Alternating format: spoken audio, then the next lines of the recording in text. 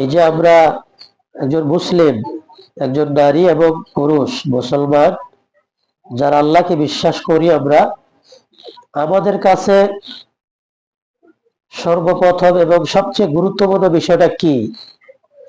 একজন মুসলমানের কাছে গুরুত্বপূর্ণ বিষয় হইল যে সবকিছুর আগে এবং সর্বপ্রথম এবং সব জিনিসের গুরুত্বর সাথে যে জিনিসটা খেয়াল রাখতে হবে সেটা হইল আমাদের ইবাদ, আমাদের সততা এবং আমাদের তাকওয়া এবং আমাদের তাওহীদ একাত্মবাদ, আমাদের আখলাক, আমাদের আমল। এই মোটা দাগের কথা, একজন মুসলিম নারী হোক পুরুষ হোক সে ইমানদার হবে, আল্লাহর একাত্মবাদে বিশ্বাস করবে, তার ইমানকে সে ঠিক রাখবে, আল্লাহ সুবহানাহু ওয়া তাআলা দেওয়া প্রদত্ত যে আদেশগুলো আছে, পাঁচ ওয়াক্ত নামাজ, রোজা, হজ, যাকাত, পর্দা, হালাল ভাবে চলা, হারাম থেকে বেঁচে থাকা, বান্দা হক নষ্ট না করা, আর যত অন্যায় থেকে গুনাহ থেকে বেঁচে থাকা, আমলকে সুন্দর করা, আখলাককে সুন্দর করা, এবং এগুলো সুন্দর করার জন্য সকল অন্যায় কর্ম বা খারাপ পরিবেশ থেকে বেঁচে থাকা। একজন মুসলমানের সবচেয়ে প্রায়োরিটি হবে এই জিনিসটা, যে আমি যেখানে থাকি, যেভাবে থাকি, যা কিছু পড়ি, দেশে বিদেশে যেখানে থাকি, আমি আমার ঈমান এবং আমার তাওহীদ, আমার একাত্মবাদ, আমার তাকওয়া এবং আমার আমল আর আখলাক কখনোই যেন কম না আসে, কম না হয়, মানে এগুলোর মধ্যে দুর্বলতা না আসে, সেই চেষ্টা আমাদের করে যেতে হবে। যেহেতু জাগতিক পরিবেশে আমরা থাকি, এই জাগতিক পরিবেশে বিভিন্ন মানুষের সাথে আমাদের চলাফেরা পরিবেশের কারণে আমাদের ভিতরে ইবাদের দুর্বলতা আসে, আল্লাহ তাআলার প্রতি আমাদের আগ্রহ কমে যায়, আখিরাতের আগ্রহ কমে যায়, নামাজের আগ্রহ কমে যায়, গুনাহের আগ্রহ বেড়ে যায়। এই জন্য আমাদেরকে সবসময় এই জিনিসগুলো যেন ঠিক থাকে, নষ্ট না হয়, নামাজ, রোজা, পর্দা, পুশিদা, আমল, আখলাক, সেই জন্য আমাদেরকে পরিপূর্ণভাবে খেয়াল করতে হবে যে কোনো মূল্যে। একজন মুসলমানের কাছে এটা সবচেয়ে দামি। আপনারা জানেন যে সাহাবী, একজন বিখ্যাত সাহাবী হানজালা রাদিয়াল্লাহু আনহুর কথা কত চমৎকার। ওনার একটা ঘটনা আসছে, মুসলিম শরীফে আসছে। উনি এত বড় দামি ব্যক্তি, দামি সাহাবী, যাদের ঈমান, তাকওয়া, যাদের আখলাক, যাদের আমল, যাদের একাত্মবাদ কত উচ্চে, কত সর্বোচ্চে, অকল্পনীয়, আল্লাহ তাআলা তাদের প্রতি সন্তুষ্ট হয়ে গেছেন। তিনি একদিন ঘর থেকে বের হইলেন আর দৌড়াতে লাগলেন রাসূলুল্লাহ সাল্লাল্লাহু আলাইহি সাল্লামের দরবারে। উনি যেতে থাকলেন দৌড়িয়ে দৌড়িয়ে, আর বলতে থাকলেন, নাফাকা হানজালা, হানজালা মুনাফিক হয়ে গেছে।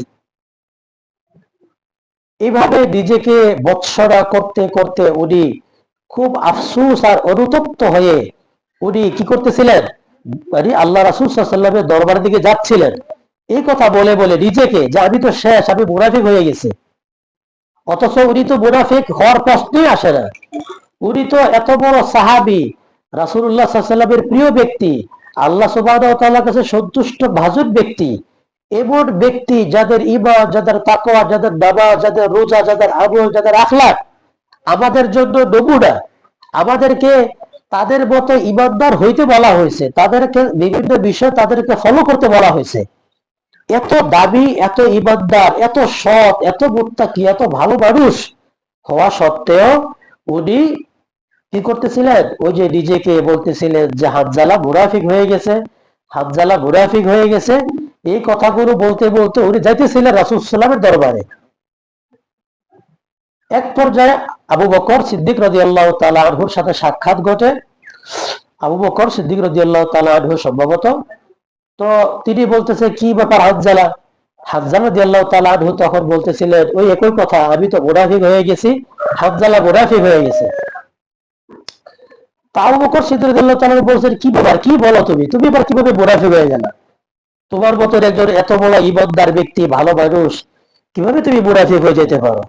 তখন তিনি বলতেছিলেন যে এরকম, এই যে আমি যখন রাসূলুল্লাহ সাল্লাল্লাহু আলাইহি ওয়াসাল্লামের দরবারে যাই বা তার সান্নিধ্যে সোহবতে যাই, তখন আমার ভিতরে ঈমান, একাত্মবাদ অনেক বলিয়ান থাকে, শক্তিশালী থাকে, জান্নাতের কথা মনে হয়, জাহান্নামের কথা মনে হয়। তখন আমার দুনিয়ার কিছু ভালো লাগে না, গুনাহ থেকে আমি দূরে থাকতে পারি, আমি আখিরাতের কাজ করতে পারি, আল্লাহ তাআলার সান্নিধ্য অর্জন করার জন্য নিজেকে অনেক বেশি চেষ্টা করতে পারি, ভালো কর্ম করতে পারি, আগ্রহ হয়। কিন্তু রাসূলুল্লাহ সাল্লাল্লাহু আলাইহি ওয়াসাল্লামের ওই দরবার ছেড়ে যখন আমি চলে আসি, বাড়িতে যখন আসি, কাজকর্ম করি, পরিবারের কাছে আসি, সন্তান স্ত্রীর কাছে যখন যাই, তখন আর আমার ওই অবস্থাটা থাকে না যে অবস্থাটা রাসূলুল্লাহ সাল্লাল্লাহু আলাইহি ওয়াসাল্লামের কাছে গেলে উঠে। রাসূল সাল্লামের কাছে গেলে আমার ইমানের হালত, মনের অবস্থা যেমন হয়, এমন শক্তিশালী ইমানের অবস্থা আমি যখন বাড়িতে ঘরে আসি, পরিবার, সন্তান, আত্মীয় স্বজন, তখন আমার এটা কমে যায়। তাহলে আমি মুনাফিক হয়ে গেলাম না? উনি নিজেকে এটা বলতেছিলেন। তা আবু বকর রাদিয়াল্লাহু তাআলা আনহু এই কথাটা শুনে উনি বলতেছেন, কি বলো, এটা তো আমারও হয়। আমি যখন রাসূল সাল্লাল্লাহু আলাইহি ওয়াসাল্লামের দরবারে যাই, তখন তো আমারও এরকম ভাবে মনের অবস্থা অনেক ভালো থাকে, অনেক ভালো লাগে, ভালো ভালো কাজ করতে ভালো লাগে, গুনাহ করতে আবার ঘৃণা লাগে, গুনাহ আবার আসে না। মানে আল্লাহ তাআলার প্রতি, আল্লাহর দ্বীনের পথে চলা আমাদের জন্য সহজে আগ্রহ হয়। আমিও যখন রাসূল সাল্লাল্লাহু আলাইহি ওয়াসাল্লামের দরবার থেকে চলে আসি, তখন আমারও তো এমন হয়, চলো আমিও তাহলে যাব। আবু বকর রাদিয়াল্লাহু তাআলা আনহু এবং হানজালা রাদিয়াল্লাহু তাআলা আনহু দুইজনে তখন রাসূলুল্লাহ সাল্লাল্লাহু আলাইহি ওয়াসাল্লামের দরবারে গিয়ে হাজির হলেন। তো দরবারে হাজির হওয়ার পরে কি ব্যাপার রাসূলুল্লাহ জিজ্ঞাসা করার পরে তখন তারা এই কথাটা বললেন যে, হে আল্লাহ রাসূল, যখন আপনার কাছে আমরা আসি, আপনার দরবারে আসলে আপনার দ্বীনের কথা, ঈমানের কথা যখন আমরা শুনতে থাকি, আল্লাহর বড়ত্বের কথা, জান্নাত জাহান্নামের মৃত্যুর কথা যখন শুনি, তখন আমাদের মনের অবস্থা এমন থাকে যে দুনিয়ার কোনো কিছু আমার ভালো লাগে না, শুধু আপনাকে ভালোবাসি, আপনার দ্বীন, রাসূলের মানে দ্বীনের পথে চলা, আখেরাতের পথে চলা, আখেরাতের কামাই করতে আমাদের শুধু মনে চায়। কিন্তু যখন আমরা আমাদের বাড়িতে যাই, পরিবার, সন্তান, স্ত্রীর সাথে কাছে যাই, তখন এই অবস্থাটা কি হয়, কমে যায়, এই অবস্থাটা অবনতি ঘটে। তা আমরা কেমন মুনাফিক হয়ে গেছি, এমন একটা অবস্থা আফসোসের সাথে রাসূল সাল্লাল্লাহু আলাইহি ওয়াসাল্লামের কাছে তারা বললেন। একটু চিন্তা করেন আমাদের অবস্থা কি আর তাদের অবস্থা কি ছিল। তারা এত বেশি আল্লাহর বন্দেগী করতেন, এত বেশি রাসূল সাল্লাল্লাহু আলাইহি ওয়াসাল্লামকে অনুসরণ করতেন, তাদের দিলের ভিতরে আল্লাহর ভালোবাসা, রাসূল সাল্লাল্লাহু আলাইহি ওয়াসাল্লামের ভালোবাসা সবচেয়ে বেশি ছিল। তাদের স্ত্রী, তাদের সন্তান, তাদের প্রতিবেশী, দুনিয়া, জগৎ, দেশ, এ সব কিছুর চেয়ে তাদের দিলের ভিতরে আল্লাহ এবং আল্লাহ রাসূলের ভালোবাসা সবচেয়ে বেশি ছিল। এবং আল্লাহর পথে চলা, রাসূলুল্লাহ সাল্লাল্লাহু আলাইহি ওয়াসাল্লামের তরিকা মানহাজের উপরে চলা তাদের সবচেয়ে বেশি প্রাধান্য ছিল, সবচেয়ে বেশি তারা চেষ্টা করতেন।